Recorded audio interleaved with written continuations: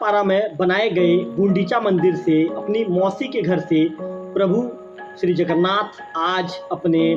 जहाँ पे प्रभु श्री जगन्नाथ विराजमान होते हैं देवभोग के बस्तीपारा के मंदिर में, वहाँ के लिए प्रभु लौट आए हैं। आपको बता दूं कि प्रभु जगन्नाथ को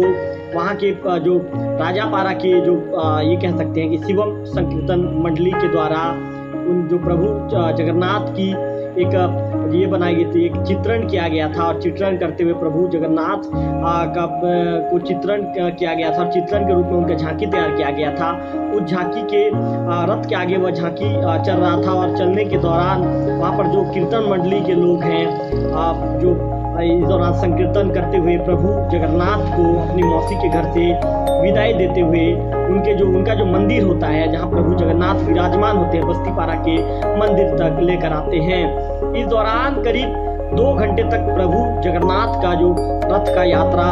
देवभोग में हो रहा था। इस दौरान जो वहाँ पे मौजूद जो श्रद्धालु होते हैं, भक्तगण होते हैं, प्रभु के जयकारों के नारों के बीच प्रभु जगन्नाथ को मौसी के घर से विदाई देते हुए उनके मंदिर तक उनके रथ को खींचकर लेकर आए। आपको बताना चाहूंगा कि प्रभु जगन्नाथ इस साल जो रथ यात्रा जो प्रभु जगन्नाथ आषाढ़ शुक्ल द्वितीया से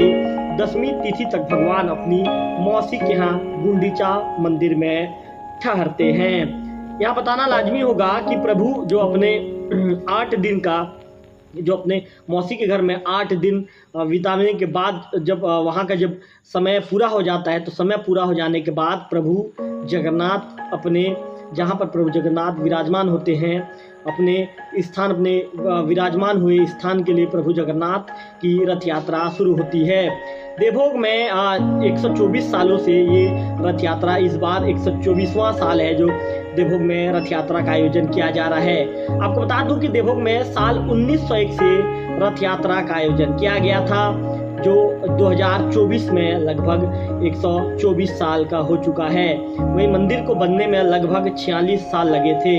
आपको हमने पिछले रथ यात्रा के समय देवभोग के जगन्नाथ मंदिर से जुड़े हुए इतिहास को हमने दिखाया था, पूरे तथ्यों को हमने पेश किया था। इसी के साथ ही हमने ये भी बताया था कि लक्ष्मीनारायण अवस्थी जी ने राजापारा में दुर्गा मंदिर के सामने गुंडीचा मंदिर का निर्माण करवाया है। प्रभु जगन्नाथ का रथ यात्रा देवभोग बस्तीपारा से होते हुए गुंडीचा मंदिर पहुंचता है। इसके बाद प्रभु जगन्नाथ वहां पर 8 दिनों के लिए अपनी मौसी के घर में रहते हैं। मौसी के घर में रहने के बाद जब वहाँ पर जब समय पूरा हो जाता है, जब समय पूरा हो जाने के बाद प्रभु जगन्नाथ की मौसी के घर से विदाई होती है। प्रभु जगन्नाथ फिर जो अपने जहाँ मैंने बताया था वीडियो जैसे ही शुरुआत में बताया था कि बस्तीपारा का जो जगन्नाथ मंदिर है उस मंदिर के लिए प्रभु जगन्नाथ का रथ यात्रा निकलता है। यहाँ बताना लाजमी होगा कि हर साल की तरह इस बार भी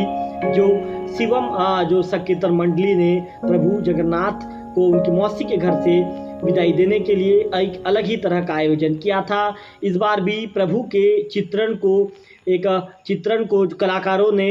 दर्शाते प्रभु के चित्रण प्रभु का एक चित्र कलाकारों ने बनाया था और उस चित्र को बनाते हुए उसे लेकर जो उनके भक्तगण थे रथ के आगे आगे चल रहे थे। इसके बाद